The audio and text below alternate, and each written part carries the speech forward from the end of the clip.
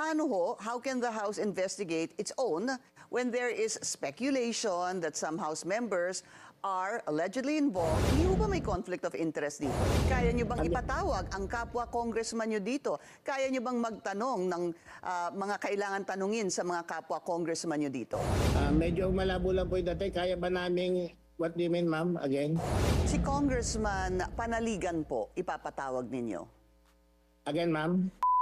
Kailan ho mag-uumpisa itong TRICOM, Committee on Good Government and Public Accountability, Public Accounts and Public Works and Highways? Kailan po mag-uumpisa yung investigation ng TRICOM? Expected po namin magsimula yan within 2 weeks. If possible, the earliest is Wednesday po. Wednesday? The earliest is Wednesday next week, or the latest is maybe Monday to Tuesday next week. Got it. Thank you, sir. There are concerns, Congressman, that has been raised, basically saying, paano ho, how can the House investigate its own when there is speculation that some House members are allegedly involved, as there are 67 daw po na, at least 67 members that are also contractors. Yan po, nanggaling mismo kay Senator Ping Lacson. Hindi ho ba may conflict of interest dito? I think there's no problem with the Congress investigating that flood control project.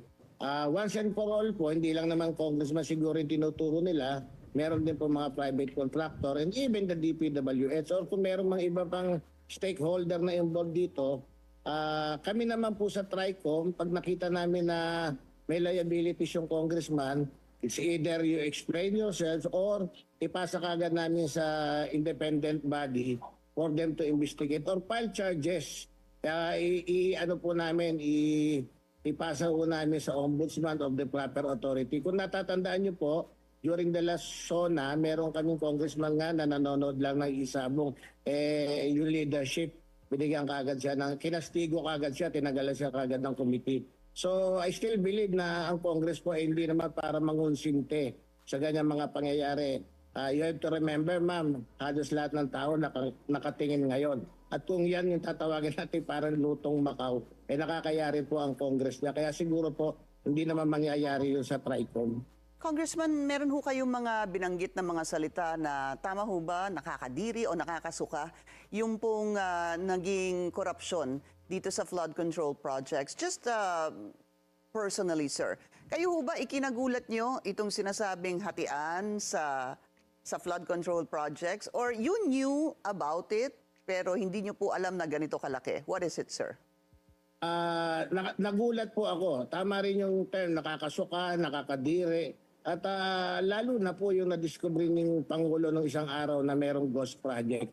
Yun po talaga ang, that is a mother of all scam. Sabi ko nga, it might be another na policy scandal. This is a mother of all scam. How will you siguro reply, Congressman, doon sa mga magtatanong na kaya nyo bang patawag yung sarili nyong mga congressman? Kaya bang? Kaya nyo bang ipatawag ang kapwa congressman nyo dito? Kaya nyo bang magtanong ng mga kailangan tanungin sa mga kapwa congressman nyo dito? Medyo malabo lang po yung dati. Kaya ba naming, what do you mean, ma'am, again? Kaya niyo ho ba, Congressman, sa mga nagtatanong, kaya ba ng TRICOM ipatawag ang kapwa congressman na sabihin po natin, posibleng involved or may questionable participation dito po sa mga flood control projects? At kaya niyo ho bang tanungin ang kailangang mga tanungin? Opo naman. In the first place, mas madali nga silang tawagin kasi andun na sila mismo sa Kongreso. At yung TRICOM po, I can assure you, ma'am, and even the public, na wala itong kikilingan at magiging fair po yung investigation. Tandaan po ninyo yung Quadcom ng 19 Congress, yan din yung major accusation before. Pero what happened after the Quadcom, lahat naman ang dapat ipatawag, lahat naman ang dapat akusahan. At siguro naman, the result will speak for itself. Maganda yung naging resulta po. And this time yung TRICOM, naniniwala po ako sa credibility ng tatlong chairman. One is Congressman Terry Redon, si Congressman Joel Chua ng Good Government, at si Congressman Momo ng Public Works. So I believe na tama lang na magsimula At kami naman kung meron ng independent body na mag-iimbestiga, willing din po namin isubmit yung sarili namin kung meron masasabit sa mga Congress, isubmit yung sarili namin to an independent body para once and for all din, ma-clear or maparusahan na yung merong kinalaman dito sa nakakasulasok nga sabi nyo na flood control project. Si Congressman Panaligan po, ipapatawag ninyo. Again, ma'am? Si Congressman Panaligan po, ipapatawag niyo ho ba? Yes, definitely, ma'am. Dahil sa privilege speech po ni Senator Lacson, lumabas na yung pangalan niya. So, once and for all, patawag namin siya. Malaman natin kung meron siyang kaugnayan dito sa usapin na to. At kung wala naman, sabihin niya rin sa amin. Pero kung meron, ma'am, willing po kami mag-recommend ng karampatang charges para sa kanya. Hindi po kukonsintihin ng leadership ng Congress kung meron mang kasalanan ng isang kamiyembro namin or kulig namin. Congressman Valeriano, during Senator Ping Lacson's privilege speech, hindi man niya ibinigkas ang pangalan ni Congressman Panaligan, lumabas naman po doon sa kanyang PowerPoint presentation, di ho ba? Dahil sa pag-imbestiga ng team ni Senator Ping Lacson, lumabas yung tinatawag na supposed to be accomplishment report ni Congressman Panaligan. Hindi naman po niya ito dinenay, kausap ko din po siya kagabi. Kayo ho ba may ganito, yung tinatawag na accomplishment report, katulad po ni Congressman Panaligan, kung saan lumabas yung 3.8 billion sa Nauhan at 800 million po sa Baco? To be honest, mama, dito po sa Metro Manila, wala ho kami natatanggap na accomplishment. Ako I myself, I can speak for myself. Wala po kami natatanggap na accomplishment report. Nalalaman na lang po namin yan. First, ang procedure po na ginagawa ng DPWH dyan, pag pinresenta yung NEP, ando na po yung kailangan mga flood control. Hindi po kami nagre-recommenda ng flood control dahil aminin ko na po sa inyo, hindi naman kami engineer or knowledgeable sa ganyan. It's only the DPWH na magpe-present po sa amin. Meron po silang master plan talaga. It might be a long-term master plan, kaya lang nagkakaroon ng problema po dahil hindi nga nila mapondohan ng isang pondohan lang, ng isang funding. So unti-unti po, kaya pagka nasisisi sa flood control, marami pa pong pagkukulang dito sa Metro Manila in regards to flood control project. Wala po kami natatanggap na kahit anong ganyan. Let me just kind of clarify that, sir. Yung lumabas po sa video presentation ni Senator Ping Lacson is supposed to be an accomplishment report by the congressman. Hindi po galing po sa NEP, etc. I know what you're saying. The budget originally comes from the NEP, Pero ang lumabas sa kanyang pagsasaliksik ay si Congressman Panaligan mismo ay meron po siyang inilabas na accomplishment report. Ibig sabihin, yung kanyang accomplishment report bilang congressman ng Oriental Mindoro, at doon po lumabas yung mga Nauhan at 3.8 billion at Baco to the tune of 800 million. So doon po nagtaka at nagkaroon po ng pag-uusap doon sa privilege speech ni Senator Ping dahil nga tama ho ba yun? Palagay ninyo na pag nagkaroon po kayo ng funding galing sa sa DPWH, ay ilalagay niyo po yun bilang accomplishment report ninyo? Medyo nag-choppy po yung hindi ko masyado naintindihan. Alright, ulitin ko lang po. What I was trying to say, sir, is that ang nangyari po, si Congressman Panaligan, sa kanya po nanggaling itong accomplishment report na inilista po Nauhan at 3.8 billion and Baco at 800 million. Tama ho ba yun na ginagamit o inilalathala ninyo bilang congressman ang accomplishment report kung saan nakadetalye nga po yung mga proyekto that was funded in your particular congressional district? Hindi ko po alam sa parte ni Congressman Panaligan. It's either hiningi niya yon o talagang nagmo-monitor siya ng flood control project niya. Pero as far as dito po sa Metro Manila is concerned, wala po kaming report na ganyang hinihingi o may ginagawa regarding sa flood control project. Alright. So kayo po, wala po kayong ganon? Ibig sabihin, Wala plain po, and simple. wala po. Definitely negative po. But do you submit, sir, that kapag kahit na po sinong congressman ay ilalathala ang kanilang accomplishment report, kahit nasaan po, kahit na ilaw, road repair, flood control projects. Palagay niyo ho ba, responsibilidad din niyo na i-check kung tama po yung pagkagawa doon sa proyektong ito, being that isinama niyo po sa accomplishment report? Ma'am, ganito po ganito po ang ginagawa namin. Kami po nagpo-propose sa DPWH ng project. Nagre-request po kami kung ano ang needs ng district namin. It's either mapagbigyan po kami or hindi.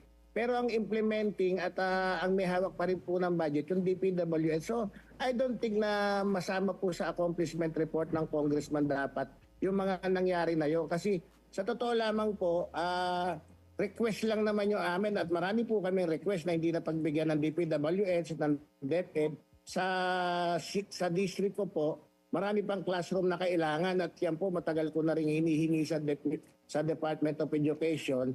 Merong napapagbigyan, merong hindi. Opo. Pero to be an accomplice sa isang congressman, baka hindi po. Pero totoo yun. Kami po ay naglalabi, kami po ay nagre-request sa mga department natin na sana yung ibang needs ng district ay mapagbigyan nila. Right. So, again, it's best to really clarify that kahit na po galing sa NEP yung budget, kayo po mismo bilang congressman, dahil kailangan nyo pong pagandahin din po ang inyong distrito, kayo po, gaya ng sabi nyo, ay naglalabi sa DPWH para po isama. Tama po. Go ahead, sir. Tama po, naglalabi po kami talaga. Ma'am, kami po, ako tulad ko, for 1 year, meron akong priority project na sana gusto kong mangyari o ma-implement sa district ko. Nire-request ko po talaga sa DPWH yun, sa iba sa DepEd. Kayo kung mapapagbigyan po nila o hindi, call po ng DPWH yun. Meron naman po talaga napapagbigyan at yun po maganda sa amin kasi sabi ko nga sa inyo, hinahanapan din naman kami ng mga constituency namin ng ano ba nagawa mo, Congressman. Pero yun po, sa totoo lang, sabi ko nga pasipagandi ko paano mo i-request sa DPWH at sana magkaroon ng funding lagi dahil lang lagi pong problema ng DPWH at ng ibang department agency yung funding po regarding sa project na gusto mangyari ng congressman. Alright. So si Congressman Panaligan, surely, as you mentioned a while ago, Congressman Valeriano, papatawag nga dito sa TRICOM, no? What about this, sir? Yung lumabas po that Bulacan got the biggest share in Central Luzon sa flood control projects at 44 billion pesos. This is from 2022 to 2025. Again, 44 billion pesos. Ang tanong ko po, paano yung mga congressmen at congresswomen ipapatawag rin po ba ng Bulacan? I believe there are 6 districts and another one, 6 to 7. I think District 1, yung isa. Patatawag po namin sa TRICOM yun. Once and for all, maklear din nila kasi ghost project po yung sa Bulacan, ano?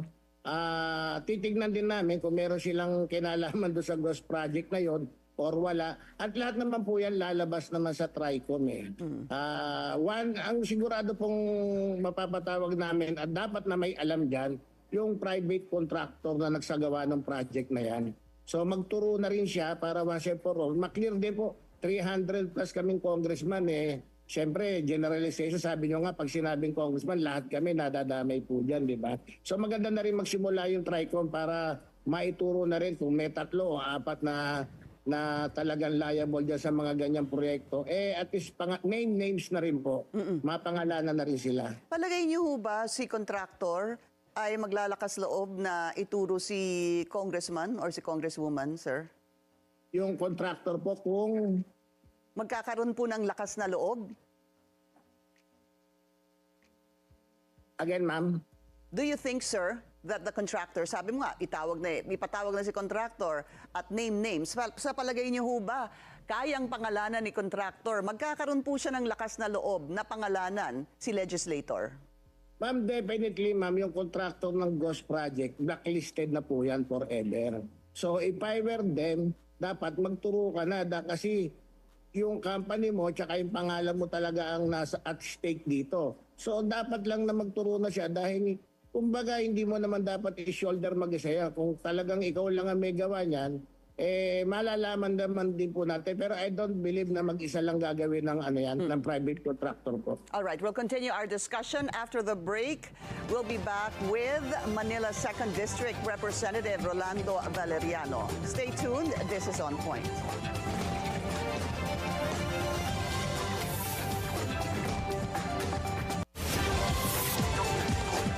Welcome back. Still with us, Manila 2nd District Representative Rolando Valeriano.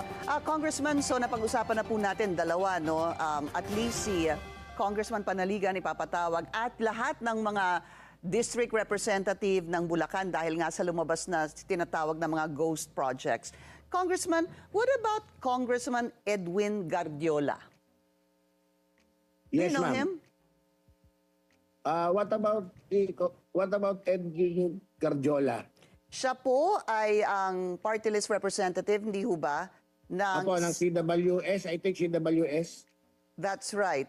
CWS, Construction Workers Solidarity. Do you know him personally, sir? Again, ma'am, kulit po, Do you know him personally, sir? ma'am, I can't hear you well. Kilala niyo ho ba siya? Yes, ma'am. Kilala ko siya personal. Personal, kilala niyo po.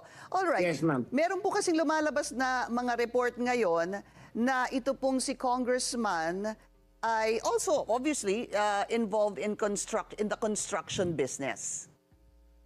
Okay. Okay. And then it appears, sir, that via reports that there are 2 construction firms owned by his family na nakakuha daw ng bilyon-bilyon na proyekto since 2013. I believe si Congressman Edwin Guardiola just won a term.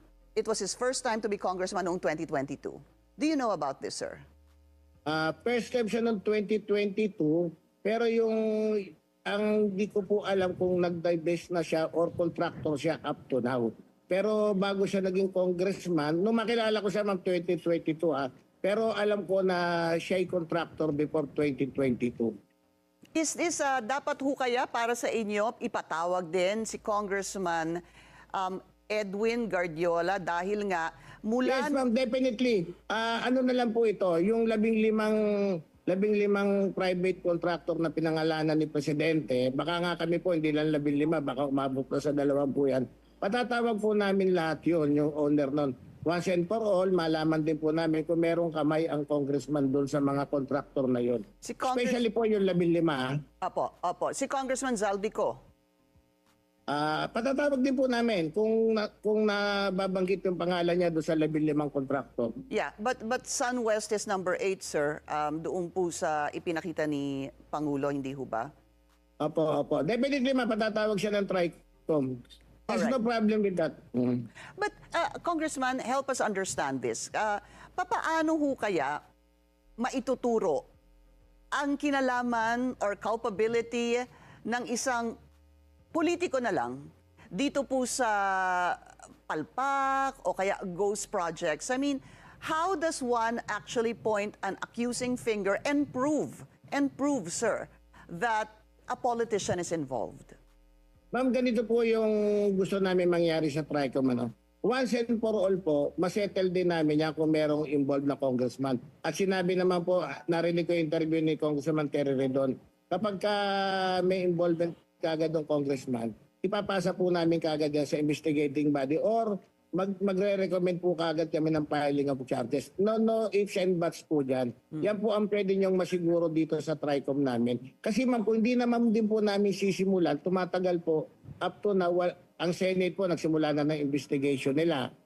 Definitely, hindi ko po alam kung meron ding mga senador na contractor or may involvement din sa contractor. Ganun din po naman sa Kongreso. Gusto rin naming malinawan yan para malinis din naman po. Kasi nga sabi ko kanina, 300 plus kaming congressman. Kung merong mangilan-ngilan dyan na congressman na may involvement dyan sa anomaly niya, lalo na sa flood control project, mapangalanan po nang sa gano'n naman yung 300 plus na congressman, malinis din naman yung pangalan nila na walang kaalam-alam. Parang gano'n din po yung sinasabi ni Congressman Richard Gomez, hindi ho ba, na ang lumalabas? Tama po. Opo. Ang lumalabas Once and for all po, kasi tulad po ng Metro Manila, I can only speak for Metro Manila Congressman. Naniniwala po ako na walang kontraktor sa amin sa mga congressman namin. Siyempre, lahat po kami, pag sinabi niyong congressman, so sali kami ron. Kahit Opo. paano, kung wala naman kami kinalaman at hindi kami mapangalanan doon, lumalabas din po kami sa district namin at lumalabas din po kami, may pamilya rin po kami na at least matanggal yung responsibility namin pagdating dyan sa mga project na yan. Dahil sabi ko nga, hindi lang gamit at hindi lang gamit at bagay na wala rito, pati buhay na wala rito sa flood control na to. Two things, sir, no? Papatawag niyo ho ba si Mayor Benji Magalong? Pwede, ma'am. Nasabi na rin po namin yan kung meron siyang ebidensya at sinasabi naman niya meron siyang ebidensya, patatawag po namin siya para malinawan din po kami. Okay. And the other one is, I know, sir, there is parliamentary courtesy, ano po. But Senator Ping Lacson, after his privileged speech, and of course, after he said earlier that there are supposed to be, at least from his source, 67 congressmen or women involved as or are also contractors. Maaari ho ba sa palagay nyo, would it be a good idea? And again, I know there is such a thing as parliamentary courtesy. Ipapatawag ho kaya si Senator Ping? Kasi sabi nyo nga, name names.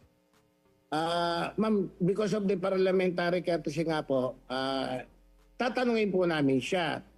May parliamentary courtesy pero hindi rin naman po bawal na bigyan namin siya ng invitation. Nasa kanya po yun kung pupunta siya o hindi. Pero siguro pwede rin po namin siyang tanungin kung sino yung 67 na yon at kami po mag-imbestiga. Pero kung sa tingin niya, yung Senate naman po, nag-iimbestiga rin naman, ang akin po na kasi rito, ma'am, kung yung 67 names na yun, dapat mailabas na rin dahil sabi ko nga 300 plus po Apo. kami.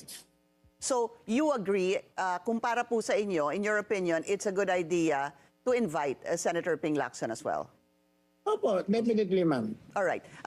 Just on a last note, no, Congressman, ito nga tinatawag na third party. Sabi nyo nga, mag-iimbestiga kami pagka may makita na may involvement ang isang congressman ay ilalagay sa, ililipat na namin yan sa ibang body that will investigate this. There was a suggestion, sir, by Mayor Benji Magalong to tap ex-magistrates, dating mga Supreme Court justices at dating mga ex-generals to also lead the probe. What do you think of this? Do you think this is a good idea?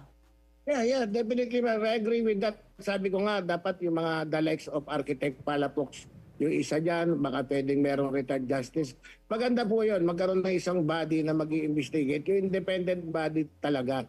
Para siguro mawala rin yung agam-agam ng publiko na parang lutong makauto pag Senate at Congress na nag-imbestiga. Pero in the meantime na kasi, ma'am, kung mapapansin niyo po, it has been almost 2 weeks mula noong nagsono si Presidente.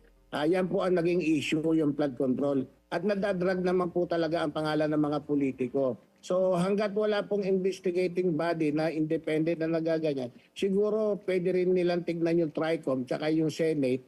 At yan naman po naniniwala ako kapag yan, sabi nyo nga, nilutong Macau ng Kongreso, credibility rin po namin ang stake dyan.